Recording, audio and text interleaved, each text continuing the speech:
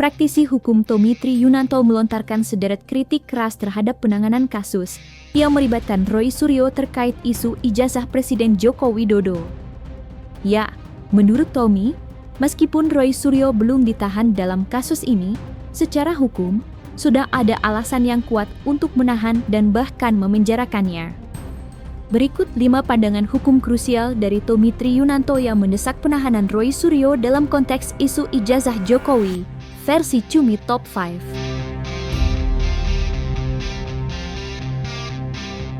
Praktisi hukum Tommy Triyunanto melontarkan kritik keras terhadap aparat penegak hukum atas perlakuan yang dianggap terlalu lunak terhadap Roy Suryo dalam kasus dugaan penghinaan simbol negara. Menurut Tommy, tidak ada alasan yang kuat bagi penyidik untuk tidak menahan Roy Suryo, sebab secara hukum, syarat penahanan sudah terpenuhi.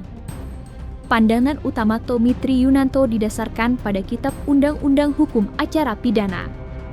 Ia secara tegas menyatakan bahwa pasal-pasal yang disangkakan kepada Roy Suryo, terutama yang terkait dengan penyebaran konten bermuatan syarat dan atau penghinaan, memiliki ancaman pidana di atas 5 tahun penjara. Ya, kalau menjalankan satu aturan undang-undang ya, di mana seorang tersangka itu dipanggil ya, secara patut dia datang dan hadir kan, otomatis udah sesuai dengan aturan dan kooperatif ya tentunya kan gitu. Nah, dilihat bahwa ternyata tidak ditahan setelah pemeriksaan berapa jam dari kemarin yang sudah memenuhi panggilan, tentunya kan ini didalami oleh penyidik, atau mungkin penyidik masih memberikan satu ya kalau kita lihat nggak ditahan, dan sampai dia nggak ditahan terus sampai saat ini juga dia sudah tidak berkoar-koar lagi ya, Roy CS ini ya, tentunya ini adalah bagian dari penegak hukum yang tidak melakukan dengan full power. Artinya full power ini menggunakan kewenangan secara objektif dan subjektif untuk bisa menahan seseorang. Padahal sebenarnya bisa menahan karena mempunyai kewenangan itu. Pasalnya juga di atas 5 tahun kan gitu. Apalagi ini menyangkut ada undang-undang ITE.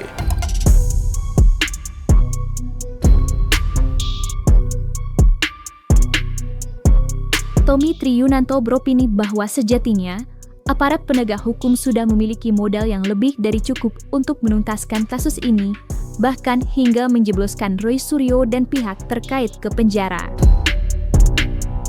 Menurut Tommy Triyunanto, dengan adanya bukti digital, konten yang disebarkan, serta keterangan dari berbagai saksi termasuk saksi ahli, unsur-unsur pidana yang disangkakan kepada Roy Suryo telah terpenuhi secara sempurna.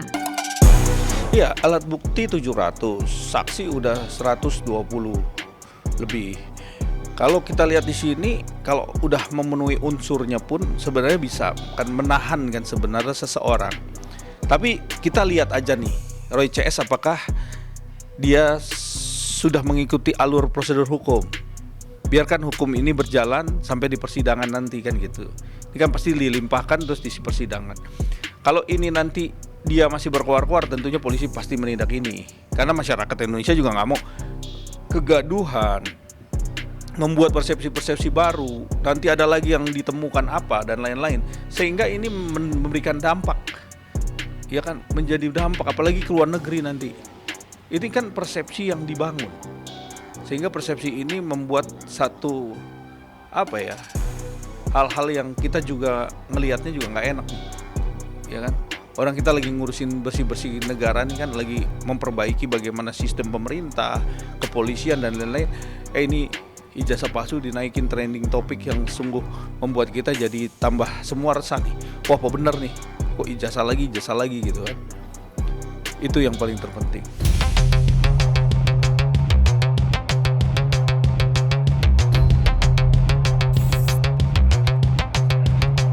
Meskipun saat ini Roy Suryo masih bebas dari penahanan, Tommy Triyunanto menekankan bahwa ada syarat tegas dalam hukum pidana jika Roy Suryo dan pihak terkait mengulangi kesalahan yang sama, penahanan wajib hukumnya untuk segera dilakukan. Tommy Triyunanto menjelaskan bahwa salah satu alasan utama penahanan diatur dalam KUHP adalah untuk mencegah tersangka melarikan diri, menghilangkan barang bukti, atau mengulangi tindak pidana. Kalau terjadi mengulangi perbuatannya lagi, ya, ataupun menghilangkan barang bukti, tentunya pasti ditahan. Itu syaratnya biasanya. Nah, kalau kita lihat tidak ditahan, itu bagian dari perjalanan tidak ditahan itu karena memang ada beberapa juga klaster sebelum belum ditahan. Itu belum memenuhi. Terus ada nggak korelasinya terhadap klaster 1, klaster 2 tuh bagaimana? Tentunya polisi juga ngedalamin kan, mendalamkan materialnya, bentuk-bentuk apa yang dia lakukan, perbuatannya, dan semua alat-alat buktinya. Yang kedua, itu tentunya syarat-syarat yang berkekuatan untuk bisa merubah ataupun orang ini yang sebagai tersangka ini tidak berkuar-kuar lagi. Kita lihat aja nih, kalau memang si Roy CS dan semuanya masih berkuar-kuar di media sosial, ya tentu polisi pasti tindak itu.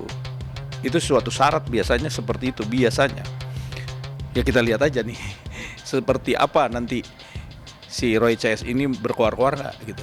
Iya, itu salah satu syarat yang ada di undang-undang yang namanya penangguhan penahanan. Jadi polisi berhak menahan, tapi polisi juga bisa nggak menahan. Berdasarkan apa? Dia tidak boleh mengulangi perbuatannya lagi. Itu syarat loh, biasanya itu. Dan syarat itu kalau dia langgar, itu pasti ditahan. Kenapa? Dia ngulangin lagi perbuatannya. Yang sebenarnya polisi udah bilang, jangan berbuat lagi seperti itu. Karena apa? Karena ini menambah kegaduhan. Proses hukum tetap kita hormati. Ini kan aturan undang-undang.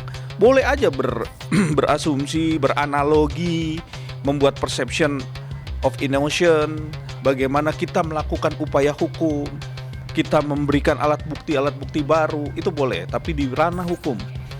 Nah, ranah hukum ini itu bertindak secara hukum positif. Jadi kalau kita ngomong hukum positif, ya proses hukumnya jalanin, hormatin. Tidak sesuai bisa lakukan pra peradilan, tidak sesuai bisa melakukan banding nanti pada waktu persidangan. Kan poin-poinnya banyak yang dilakukan kan, tentunya ini bagian upaya seorang tersangka.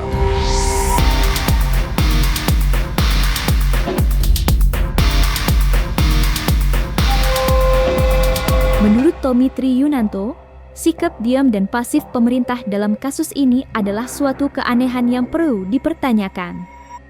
Tommy Triyunanto beropini bahwa kasus Roy Suryo bukan hanya sekadar sengketa pidana biasa, melainkan menyangkut marwah dan kehormatan simbol negara, yaitu Presiden Republik Indonesia. Oleh karena itu, ia menilai bahwa pemerintah secara institusional wajib untuk turun tangan.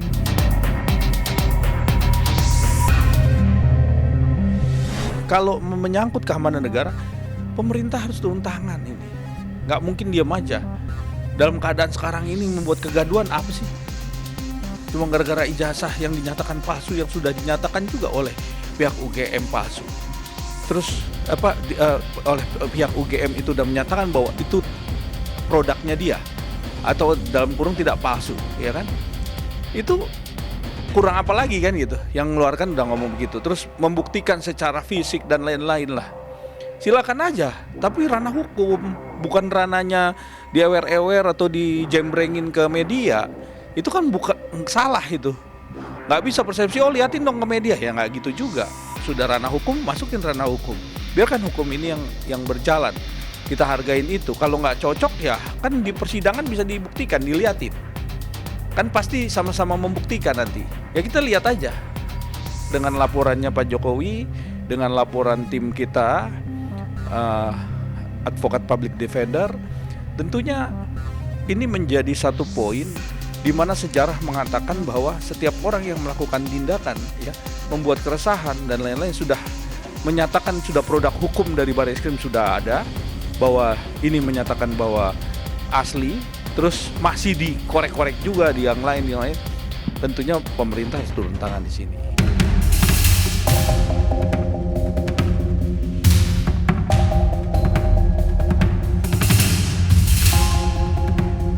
Di tengah desatan publik agar Roy Suryo segera ditahan dan dipenjara, praktisi hukum Tommy Triyunanto memberikan pandangan yang seimbang.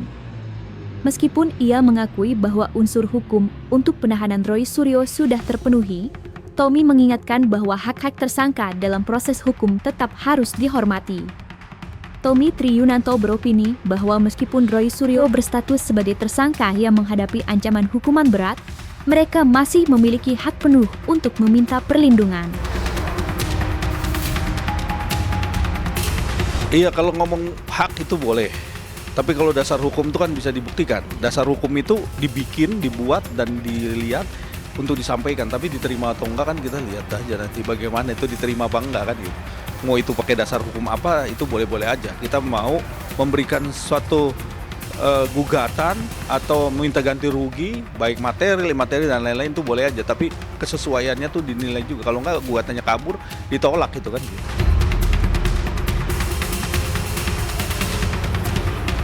Dan jangan lupa untuk like, subscribe, dan juga share channel YouTube Cumi Cumi.